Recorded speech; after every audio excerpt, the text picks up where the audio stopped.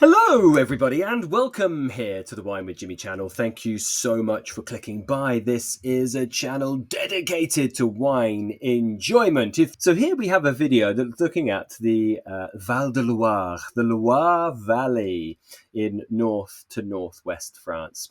If you have a comment or question, perhaps you've been to this region, you have a favourite wine, or you have any questions about the syllabus and the presentation that I am providing, please do get in touch. You can comment on this video below. So this is part of a series. This is a 5-parter on the Loire Valley for the WSET Level 3. The previous video and this video is available as free content, but any video beyond this video, that's 3, 4 and 5, are available only on the Wine with Jimmy e-learning platform. Here in this video, we're looking at Chenin Blanc and its key appellations. So, first of all, the Loire Valley, just so we reiterate where we are in the world. So the Loire is, of course, a river. It is the longest river in France at just over 1,000 kilometers. Most of the most important vineyards will lie in the last few hundred kilometers, identified kind of in a reddish orange color on your map just there. That's as it flows to the Atlantic. This is a hugely varied region. In the last video, I looked at Muscadet, produced by the Melon Blanc grape variety. We're now looking at the likes of Vouvray, Savennières, Coteaux du Layon, Anjou and Saumur, made by the Chenin Blanc grape variety. So big diversity of styles to be found. In this video specifically, we're only looking at the middle part of this last bit of the Loire. So this is in the orange area, which we call Anjou-Saumur, and the green area, which we call Touraine, named after the city of Tours. Chenin Blanc is certainly responsible for some of the greatest white wines found in these two sub-regions. So let's talk a little bit about Chenin Blanc to begin with. This is a non-aromatic grape variety, meaning that it's on the same level pegging as Chardonnay. It's very high acid. It has definitely higher acids than Chardonnay. And one very strange thing about this grape variety, that it is quite usual for different grape varieties to have different grapes within the bunch to have different ripeness levels. So it's very uneven with its ripening. This can result, if they harvest those underripe berries, green and herbaceous characteristics. So this must be something very carefully thought over in terms of selection in the vineyard and in the winery. Now, for that reason, several passes through the vineyard may be necessary at harvest time, and that's to ensure that the grapes do come in at their optimum ripeness.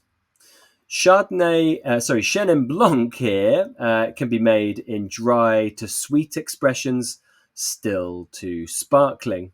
And the variety of styles that this grape does produce certainly relates to the degree of ripeness that has been achieved at picking. So, for example, if you have slightly underripe grapes that are picked earlier, that is going to often be made into base wine for sparkling wine at around sort of 10-11% ABV. But the dry wines, the medium and the sweet styles, will actually represent an increasing amount of sugar in the berries. And that includes, to the latter end, those that have been affected by late harvest or those that have been shriveled by passerillage, which is drying the grapes on the vine. Recent years have seen more of a movement towards greater ripeness in the style of Chenin Blanc, even for the dry wines, so giving wines of higher alcohol levels that often have a few grams of residual sugar. Young wines of Chenin Blanc typically have characteristics like fresh apple, and they can go through to tropical fruit depending on the ripeness of the grapes. The dry wines typically also have a kind of steely and smoky character, and the sweet wines can go through to sort of an apricot and citrus peel, like orange peel, of the noble rot characteristics. And it's also important to notice that, yes, Chenin Blanc can have a honeyed characteristic. Many students often say, well, it's a non-aromatic like Chardonnay, but what's the difference? Well, the difference here is that there's higher acids and then this kind of honeyed note. It doesn't matter if it's still sparkling, dry, or sweet. Now, dry and sweet Chenin Blancs can age for a long period of time. And with age, they become richer and rounder, and they gain more of that honeyed characteristic with toast in the hay.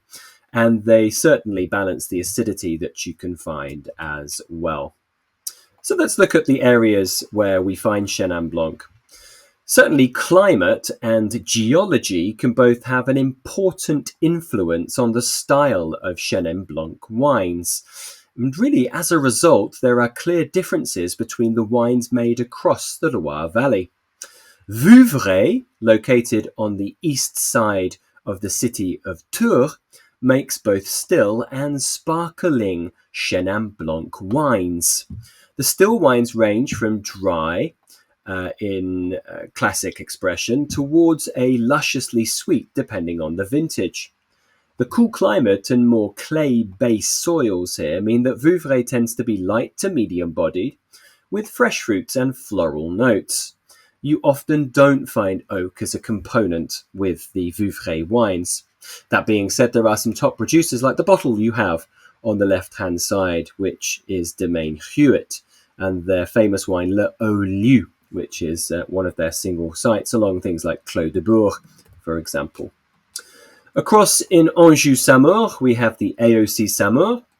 Saumur and Anjou have similar soils to Vouvray. Saumur is renowned as a source of sparkling Chenin Blanc made by the traditional method, like the label you see on the right-hand side. Anjou is known for a different style, so let me move on to the Anjou label just here.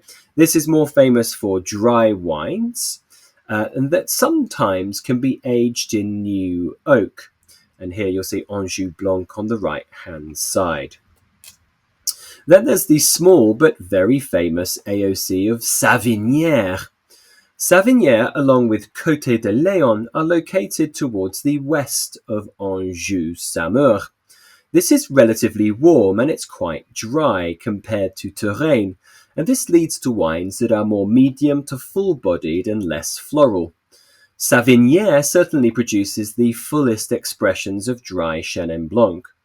Air circulation around these well-exposed south-facing vineyards stops the development of noble rot, but it enables late-harvest Chenin Blanc, which means you get fuller body, higher alcohols, but still you get the high acids of Chenin Blanc. Very famous label there, the Coulis de Sorrente by Joly. And then the last area is just south of Savennières, across the river of Loire. And this is the area known in red there as the Coteaux du Layon. This makes some of the most well-known sweet wines in the region.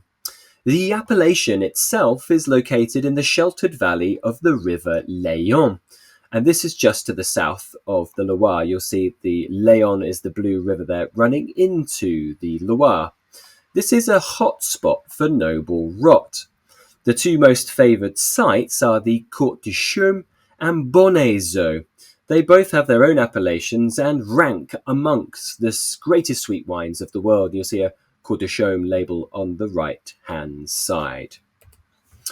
That brings me to a conclusion for this video looking at the Loire Valley on Chenin Blanc and key appellations. If you'd like to join me on this journey and continue talking about Sauvignon Blanc and its appellations, you'll need to subscribe to my e-learning platform. That's over at www.winewithjimmy.com.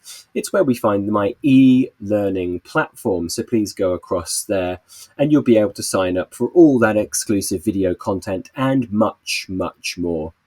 Well, I've been Jimmy Smith. If you do find yourself in the UK, come and say hello for a class, glass or bottle. Ciao for now. Goodbye.